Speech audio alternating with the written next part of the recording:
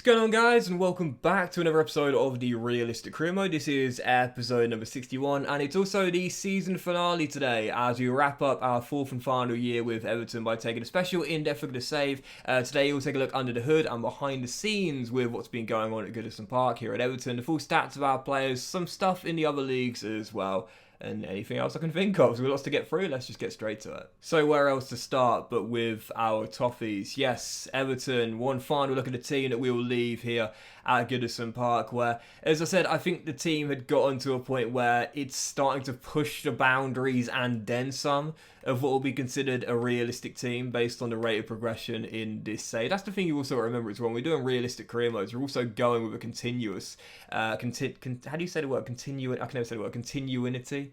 Like throughout the save. This is our fourth season, lest we forget, and we are a European standard team.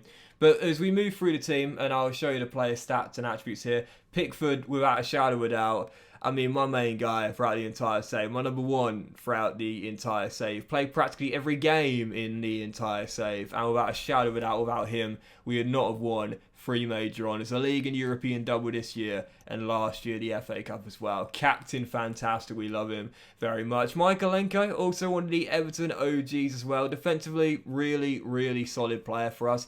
Did well in our time, grew to 82 overall at full potential, now 26 years old as well, and rarely missed a game when called upon. Anthony Robinson, brought him back from Fulham, of course, as well. Grew to 79 overall. Great to get him in for the homegrown standings and rulings, of course, as well. Tosin Adarabioyo came in from Fulham back in Season 2. He became a decent squad player for us, and he was actually going to be the guy that would replace Eric Dyer in our back line, but in the end we splashed the cash on Wesley Fofana this year. Safe to say I got the call right. Do you remember the start of the season, there were 3 centre-backs we were looking at? Wesley Fofana, Evan Ndicka, and Presnel Kimpembe. We turned out Kimpembe for the realism, of course, staying in the Champions League. But from Fofana and Ndicka, I opted to go for the cheaper option of the two. Fofana ended up growing higher and being better rated than Evan Ndicka, and grew to 86 overall. Really solid all season long. Gutted about Ben Godfrey's injury towards the end of the season. His injury definitely made things quite difficult for us, and that's why it's no real surprise. We went into poor form directly after Ben Godfrey got the injury, but thankfully he was still a key member in our team this year as to why we were able to win a Premier League winners medal and Europa League, of course, as well. One of the Everton OGs, of course. Disappointed Jared Brandford. I didn't grow him as high as I would have liked to have done so, but I think the main reason why is he just started off too lowly rated. We had to keep loaning him out, and then of course this and last season we kept him here, but even so. Holgate, one of the Everton OGs, got into 80 rated. Glad I kept him for the squad registration rules. To be fair, Mason Holgate was a pretty decent backup centre-half, and he was a 4th choice. Nathan Patterson, this dude, this guy right here, right, he is a reason why you should make sure you loan out your players if you're not going to play them. We loaned this guy out to Aston Villa back in Season 2 for half a year, and he came on leaps and bounds under Unai Emery. Do you remember when we had him? We had Matt Doherty, we just brought in Milan Van Uyck. I'm pretty sure we had someone else as well, I can't remember now. And I was like, oh, Patterson's not getting the game time, but he's young, he needs to grow. Sent him to Aston Villa, and the boy became a man. Came back, our starting right back, and kept hold of it for the rest of the save. That right there is why you loan your young players out if you're not going to play them. Jed Spence came in this year, was our backup for Nathan Patterson. Did alright when called upon and grew a rating to 83 overall. Alan Varela signed from Bournemouth in Season 2. I've seen him play live now for Boca Juniors. Grew 2 ratings to 84 overall. This guy was like a different sort of anchor man for me. If you know me, then you'll know I like my DMs to be like tall and physically really strong and imposing. And to be fair, Varela is really strong with 84 strength, but not the most aggressive of characters. But his passing is just absolutely sublime. He was more of a deep line playmaker than an anchor man in this team. And to grow to 84 overall, great progression for him since bringing him in. Hudson-Odoi, one of the bargains of the save. This year, 21 goals and 19 assists in 45 games. That is ludicrous. That is averaging, I think, 1 direct contribution to a goal every game, or maybe just over, I think. My maths is terrible, but even so, grew to 87 overall. Guys, I know for the past like 3 FIFAs, this has been one of the best budget English wingers you can buy, but it remains the same. Definitely,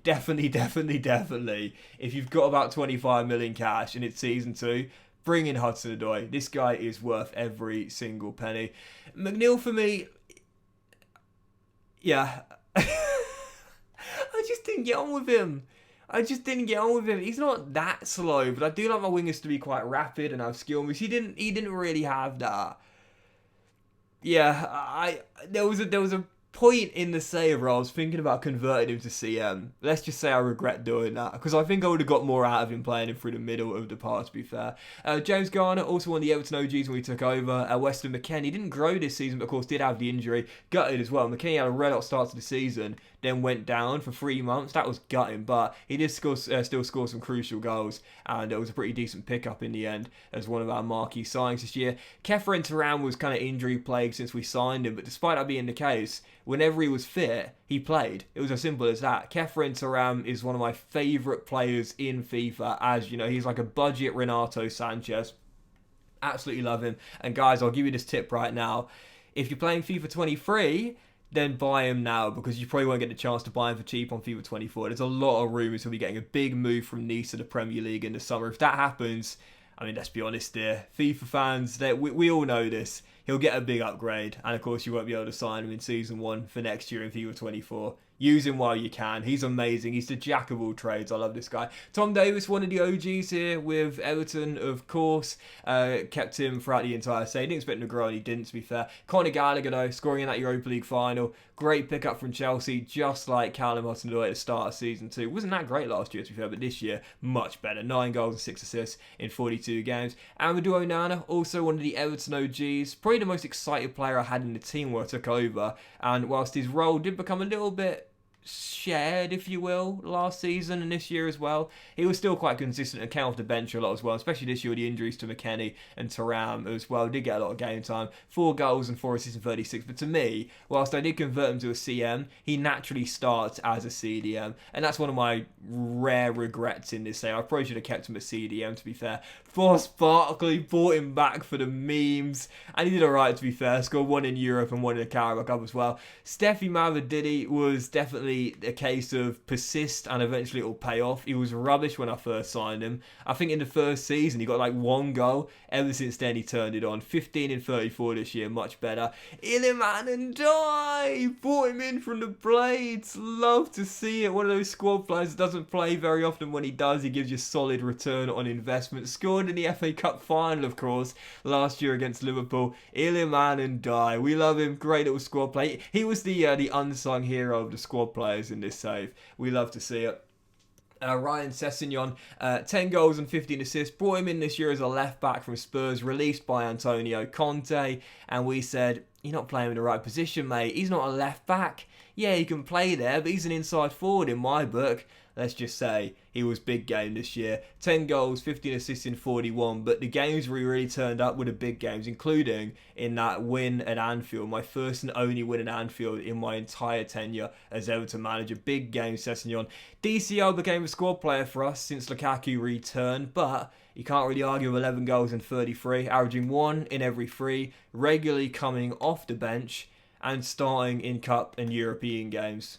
Yeah, I mean, I would say he knew his role. He knew his role, he did well. But, of course, as I show you Ellis Sims there, what a return for Sims. 5 goals in 9 games. That's not bad. That's all you can ask for, really, for a third-choice striker, isn't it? But, of course, Romelu Lukaku, super rum. Starting to decline now, down to 85 overall, but showing no signs of that on the pitch. 24 goals in 37. He may not have won back-to-back Golden Boots, but he did win back-to-back assist title. Bringing him back from Chelsea was a fantastic move. Despite his age, I said, come back where you're loved. He did.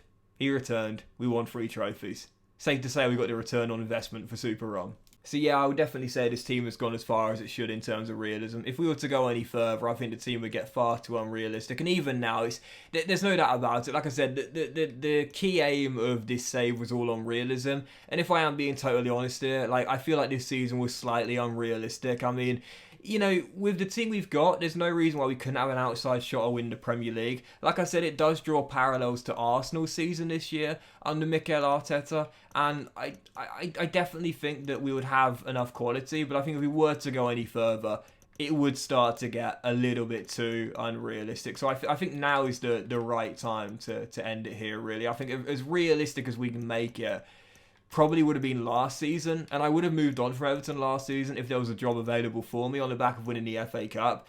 But if we were to continue here, I think it would be very hard to bring it back to a much more realistic Everton team, Premier League, and save as well. I think this team is unbelievable, and it's just, yeah, I think definitely it's gone as far as it should go. The key of this save is not to win the Champions League. The key of this save is to keep it as realistic as possible. I would say this is as far as Everton should realistically be stretched. So we're going to move on and take a look at the standings. Why am I getting this? In other leagues and so on, but I'll sim here so we can find out who won the Champions League first. And the Champions League winners this year were AC Milan. Fikayo Tomori, loving life at the San Siro. Don't you just love it when an English player goes abroad and they really thrive? I saw that with Kieran Trippier at Atletico Madrid. He seemed to really love playing under Simeone. He came back to Newcastle. He's done great under Eddie Howe as well, but he seemed to really thrive under Simeone. It was nice to see that. They won a La Liga together, and seeing Tomori win a Serie A title last season was really cool as well. But yeah, AC Milan, Champions League winners. How about that this year? So Premier League, of course, we did indeed win that. Top of the table. We actually surrendered the best defensive record on the final day, but did score more goals than anyone else. 27 wins in 38 games. Man City cut it to 4 on the final day, but really, I mean, it was my poor form at the end of the season that stopped us just pulling away completely. I think we only won 2 of our last 6 games or something. In fact, I think I'll count it now just to see what it was, but it wasn't a great end. I mean, we won, where are we here? We won 1, 2 out of 4. Yeah, we won 2 of 6. 2 of our 6 games were wins. That was it. And we lost 2 of them as well and drew 2. So, yeah. But even so, that table would have looked a lot more one-sided had I not had a bit of a choke towards the end of the season. Thankfully, by that point, we've basically already done it anyway. Oh, wow! Wow. Whoa. Who else did they knock out? Oh, my God. Oh, my God! That's incredible. That is incredible. Why you gotta do it to my Lions though, guys? That's incredible. Oh my God. That is shades of Bradford City back in 2013 or whenever it was. Oh my God. Anyone remember that? Bradford City's famous run to the Carabao Cup final? Oh my, that would have been extraordinary. Go on the U's. FA Cup, not quite as interesting. Manchester United beat Spurs by a goal to 0. Okay. Of course, we were knocked out in the quarters by Arsenal by a goal to 0. But even so, we might have retained their FA Cup this year. The Red Devils won it. That's actually their I think they're 3rd in 4, or at least 2nd in 3. And as for the Super Cup this year, that was won by Chelsea in an all-English affair because last year the Europa Conference League, Europa League and Champions League winners were all English. This year, not quite the same. In the end, Real Sociedad got to the final and beat Borussia Mönchengladbach in it. Of course, we were the Europa League winners this year. You'll see our full path if you only watched the final. We topped our group, 6 wins in 6. Made it through the last 16 with a famous comeback win against Napoli. Do you remember we were 3-0 down in that tie and ended up winning at 5-4? I love that. A sign of resilience. That was the key throughout the entire season, really. Beat Betis, knocked out Barca, and then, of course, beat Roma as well. And you were just seeing there, the Champions League, AC Milan beating PSG. I'll show you all the groups here as well. But, yeah, AC Milan, champions of the Champions League this year. Any shocks in the groups? Not really. Any shocks in the last 16? Not really. Any shot? Well, yeah, anyway, AC Milan. AC Milan, winners of the Champions League this year. As for the other leagues, we will start with the Football League, as I often do, as starting with the Championship. Nottingham Forest, runaway winners this year, 18 points clear of the Blades, who go up alongside them. The playoffs will be contested by Baggies, Clarets, the Borough, and the Canaries as well. We're in Millwall. We avoided relegation. Lovely stuff. As for League One, Oxford United in the playoffs there. Oh, man, what a run to the Carabao Cup final. That is crazy, man. Barnsley and Blackpool going up. You see the playoffs contested by those 4 teams there. And there's the bottom 4. And as for League 2 as well, you see go on Forest Green Rovers. They're going up. Newport County just missed out of the playoffs there. No Gavin Humphreys that season. And Barrow were bottom of the pyramid. of the Football League. It's a shame there's no conference in FIFA. I'd love it if there was a National League. PSG, winners of Ligue 1, no real surprise there. A little bit closer than I normally see though, to be fair. Normally PSG are runaway winners this year. Only 5 clear in Nice and Monaco. Marseille, and 7 clear of Monaco. As for the Bundesliga this year, Bayern Munich 4 points clear of Borussia Dortmund. Thomas Tuchel getting it done this year for Bayern Munich. And as for the Serie A, well, we saw it before the Europa League final. Oh yeah, I always say this, take the league tables with a pinch of salt. Rome were 8th before the Europa League final. Now they've magically jumped to 6th. So always take the league tables with a pinch of salt. Inter were champions this year. Where were AC Milan? 9th. They won the Champions League. They finished 9th in the Serie A. I think EA just randomised the league tables. There's no logic to them. I say randomised, within degree, of course. AZ Alkmaar were Eredivisie winners, Ajax finishing 3rd. I don't think I've ever seen Ajax finish lower than 2nd, so that's interesting. AZ Alkmaar top though, PSV 2nd, Ajax 3rd, and Feyenoord 4th. As for the Liga Portugal, that was won by Porto, with Benfica runners-up, and Sporting in 3rd as well. I have never seen anyone outside the top 3 in Portugal win the title. Same with the Scottish Premier League, it's always either Celtic or Rangers. Right on cue. Celtic champions, Rangers 2 points behind this year. I'll do a couple more off here. La Liga, Barcelona champions, knocked them out of the Europa League, but they avenged their demons in La Liga. 5 clear of Real Madrid. And we'll also do the Turkish Super League as well. Fenerbahce beat Galatasaray on goal difference to win the Super League. And as for the MLS, well, this has just started. But Red Bull, New York Red Bull, currently lead the way. Right guys, I think that is it. I don't think there's anything else really to show you, so I think that will do it.